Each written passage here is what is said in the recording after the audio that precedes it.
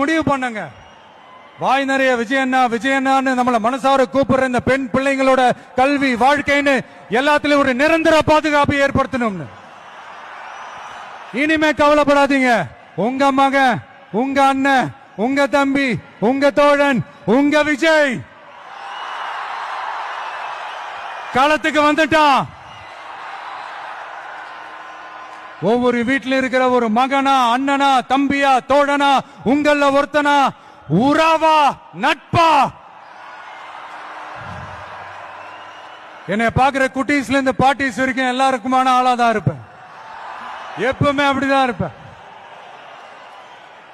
சரிப்பா, உன்னோட அரசியல் குறிக்கோள் தான் என்ன அப்படி கேட்டா அதுக்கு ஒரே ஒரு பதில் தான், எல்லாருக்கும் எல்லாமும் கிடைக்கணும்.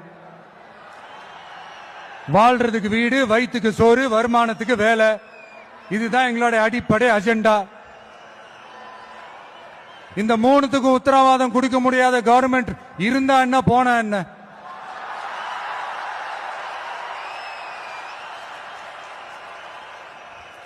அப்புறம் இங்க சில பேரு, தம்பி உனக்கெல்லாம் என்ன தெரியும், நீ எல்லாம் எப்படி தாக்கு பிடிப்ப, இந்த அரசியல் பெரிய அகழியாச்சு, அதுல தண்ணிக்குள்ள முழுகிட்டோம், தலையை தூக்கிக்கிட்டோம், வாயை பொழந்துக்கிட்டோம், இந்த ராட்சச முதலைகள்லாம் ரகம் ரகமா இருக்குமே, இவங்களெல்லாம் தாண்டி நீ எப்படி கோட்டைக்குள்ள போவ, உன்னால முடியுமான்னு கேள்வி மேல கேள்வி, கேள்வி மேல கேள்வி. இந்த கேள்விகளுக்கெல்லாம் நம்ம ஸ்டைல்ல ஒரு குட்டி கதை ஒன்று சொல்லாமா?